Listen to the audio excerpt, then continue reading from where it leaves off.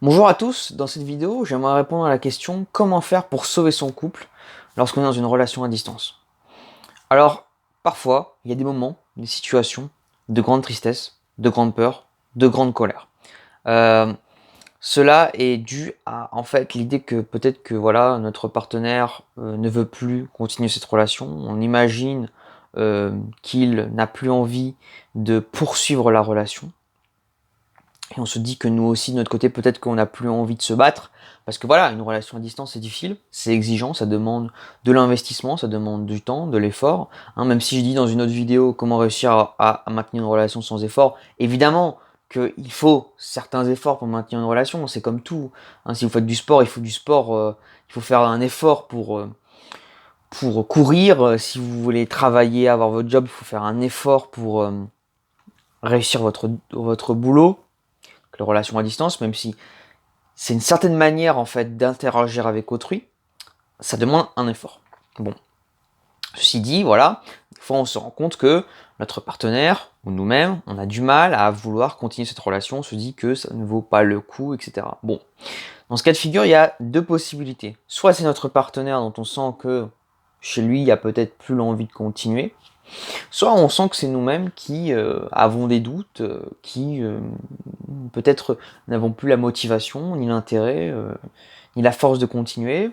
Et ceci entraîne un cercle vicieux. Hein. C'est un cercle vicieux, j'en parle peut-être un peu souvent dans ma chaîne, l'idée de cercle vertueux et de cercle vicieux. Hein. Le cercle vicieux, c'est quand une chose négative entraîne une chose négative qui en entraîne une négative. Alors que le cercle positif, cercle vertueux, c'est l'inverse. C'est une chose positive entraîne une chose positive entraîne une chose positive. Je prends un exemple. Si par exemple vous êtes en colère contre votre partenaire, pour X ou telle raison. Juste après cette colère, bah, il va y avoir une pensée négative qui va surgir. Ensuite, pensée négative qui va surgir, vous allez le redire à votre partenaire qui lui-même va avoir une pensée négative, une émotion négative, qui va être en colère par rapport à ce que lui dites. Il va s'engueuler avec vous, ça va créer un crescendo, une escalade voilà, de colère, de ressentiment, de tristesse, etc. Voilà. Alors que le cercle positif, c'est exactement l'inverse, justement, où on fait plaisir à notre partenaire, qui est heureux, et ça nous rend heureux en retour là. Donc, cette idée que leur relation va peut-être se terminer, voilà, bah, en fait, va créer nécessairement un cercle vicieux, justement, un cercle vicieux, où on va avoir de plus en plus peur, de plus en plus de tristesse. Et dans les deux cas, hein, que ce soit notre partenaire qui a envie de quitter, parce que si notre partenaire a envie d'arrêter, ben on se dit, mais s'il a envie d'arrêter, pourquoi moi je devrais me battre? Et l'inverse est vrai, si je me dis, moi, cette relation, j'en doute, bon, ça m'intéresse plus, j'ai plus la force, j'ai plus la motivation, le partenaire, à un moment donné, peut-être pas tout de suite, peut-être pas dans l'immédiat, mais à un moment donné, il va se rendre compte, il va se dire ah mince, son partenaire n'a plus envie, donc s'il a plus envie, bah non, du coup moi non plus j'ai plus envie. Et voilà, ça crée ce cercle vicieux là, sans fin, et on en arrive parfois à des séparations, des désunions, on en arrive parfois à briser des relations, parfois simplement, voilà, parce qu'à un moment donné on n'avait plus envie et on s'est dit voilà, j'ai plus envie et on arrête tout. Alors évidemment, je pense que dans ces situations là, il faut d'abord se demander ce qu'on a envie, ce dont on veut, ce que dont on veut vraiment. Il faut voilà, se mettre en face de soi, réfléchir et se dire, voilà, qu'est-ce que je veux dans la vie, qu'est-ce que je veux vraiment, est-ce que cette relation compte pour moi, est-ce que cette relation me porte pour moi, voilà. Et dans cette vidéo, je vais pas répondre à la question, bah, cette relation, elle ne vaut plus rien pour moi, bah, j'arrête. Dans ce cas-là, il faut arrêter. Si vous sentez que vous avez plus envie, voilà, arrêtez tout. Par contre, si vous sentez que vous avez envie, mais que ça se passe mal, et eh bien, c'est là que j'aimerais vous proposer quelque chose peut-être pour remédier à ça. Parce qu'en fait, il y a des moments où dans des relations, voilà, ça se passe mal. On sent que voilà, c'est difficile, on n'a plus envie de s'investir, on ressent tout ce manque d'intérêt, toute cette tristesse, toute cette colère, tous ces moments difficiles. On sent que on n'a plus du tout envie de se battre pour ça. Mais en même temps, malgré ça, on a un profond désir qui est de continuer. On aime notre partenaire, on veut être avec lui, on ne veut pas que la relation s'arrête parce que voilà, on sait que ces émotions-là, elles sont superficielles par rapport à une couche plus profonde de notre psyché, une couche plus profonde où on a envie de continuer, où on sait, où on connaît notre véritable désir, on connaît notre véritable euh, volonté et là où on veut aller. Voilà, donc moi j'aimerais répondre à ce cas particulier où on a envie de maintenir la relation, mais on sent que c'est difficile, on sent qu'on a du mal. Voilà, alors la première chose à dire, c'est évidemment passer par la communication, voilà. En fait, on peut souvent utiliser cette idée de communication, se dire qu'elle est un peu galvaudée, voilà, en couple il faut communiquer, voilà, on entend ça un peu partout tout le temps. Mais en fait, pourquoi c'est important? Parce qu'en fait, même si on le répète tout le temps, personne ne le fait. Quand on a un sentiment négatif, quand on se dit peut-être que notre relation, voilà, ça va pas fonctionner, en fait, on n'en parle pas. On reste dans son coin, on reste dans sa bulle. On se dit que si on en parle au partenaire, ça va être la fin du monde. Hein, qui a envie d'entendre le partenaire qui dit, voilà, ça va être difficile, ouais, en ce moment j'ai du mal, j'ai envie d'arrêter la relation. Non, on veut justement, pour préserver notre partenaire, généralement, on ne dit pas ça, on cache ce genre de choses. Et donc, ça crée en fait un espèce de cercle où on se dit à nous-mêmes, voilà, on va pas dire ce que nos sentiments, et ça fait grandir nos sentiments, ça les fait grandir, grandir, grandir, grossir, jusqu'à ce qu'à un moment donné, voilà, d'un jour au lendemain, ça pète, on se dise, non, en fait, c'est fini, j'en ai marre. Alors que je pense que cette situation-là, et on arrête la relation, justement, alors je pense que ces situations-là auraient pu être évitées par, justement, cette communication où on dit à notre partenaire, on met sur la table nos sentiments, on dit, voilà, en ce moment, voilà ce qu'il faut dire. En ce moment, voilà, je sens que mon intérêt n'est plus aussi grand qu'avant. Je sens que j'ai l'impression que, voilà, j'ai plus envie de m'investir autant dans la relation.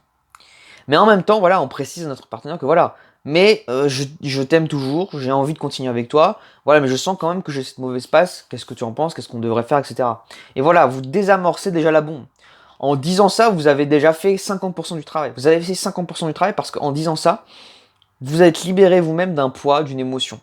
Et en vous libérant du poids d'une émotion, vous allez être beaucoup plus léger. Vous allez voir le monde avec beaucoup plus de lucidité. Hein. Quand on se libère de nos émotions, on est capable de voir tout sous le prisme de la rationalité, de la raison. Et là, on voit plus de perspectives, on voit plus de choses, on est capable de mieux réfléchir. Et en fait, généralement, ce désamorçage, simplement en parlant de ces émotions, en fait, ça va vous apaiser, ça va vous dire, bon, voilà, j'en ai parlé, qu'est-ce que mon partenaire va en penser? Et ça va vous soulager en fait. Vous allez vous dire, bon voilà, j'ai mis le poids, j'ai enlevé le poids de moi, de ces sentiments que j'avais, et puis vous allez vous sentir plus léger, vous allez vous dire, en fait, non, en fait, ces sentiments-là, je les ressens pas tant que ça, en fait, j'ai envie de continuer. Par contre, c'est vrai que si vous vous dites, voilà, je mets ces sentiments-là sur la table et vous sentez qu'en fait, ouais, voilà, il faut vraiment que quelque chose s'arrête, voilà, dans ce cas-là, il ne faut pas, je pense, lutter contre l'impossible. Hein. Si une relation doit s'arrêter, elle va s'arrêter. Aucune relation n'est éternelle. Rien ne dure dans ce monde. Il faut accepter ça. Il faut accepter que c'est difficile parfois, mais on peut pas maintenir les choses immortelles parce que en maintenant immortelles les choses, en fait, on se rend encore plus malheureux. Voilà. Donc, parler de ses sentiments, etc.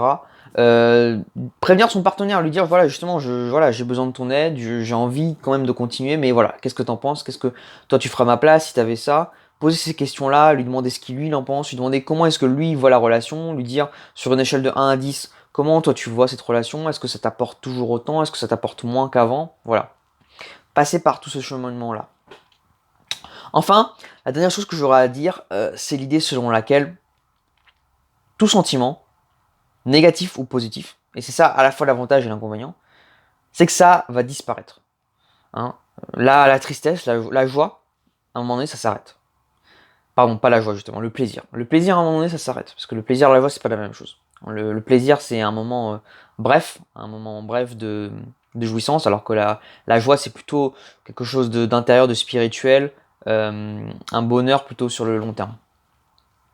Donc justement, plaisir et peine, tristesse, en fait, ce sont des sentiments aussi qui vont s'évanouir.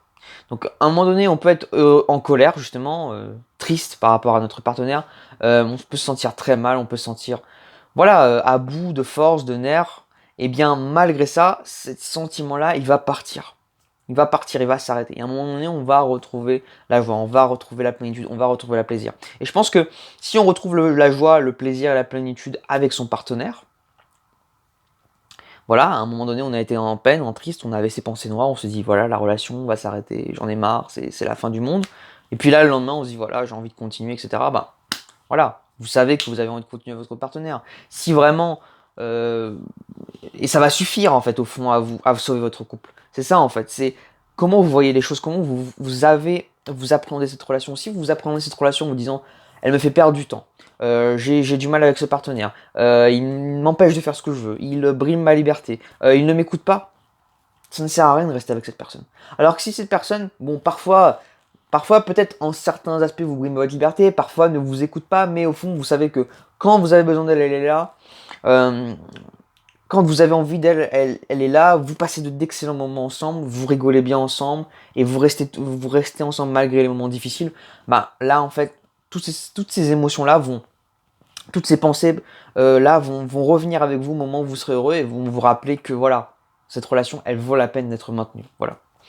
Donc, je récapitule pour sauver sa relation quand elle vaut la peine d'être sauvée, quand elle mérite d'être sauvée, il faut simplement communiquer avec son partenaire et accepter les moments difficiles parce qu'ils vont passer, ils vont partir et regarder la situation d'un point de vue plus neutre et attendre que nos émotions peut-être plus positives reviennent. Et si nos émotions plus positives reviennent et qu'on sent qu'on a envie de se battre pour elles, alors il faut continuer. Voilà. Sur ce, je vous dis à très bientôt pour une prochaine vidéo. N'hésitez pas à mettre dans les commentaires ce que vous pensez, ce que vous pensez, comment faire pour sauver une relation. N'hésitez pas aussi à mettre des pouces bleus parce que ça m'aide énormément pour le référencement. Voilà, donc si vous pouviez le faire, ce serait un plus pour moi. Et je vous dis à très bientôt pour une prochaine vidéo.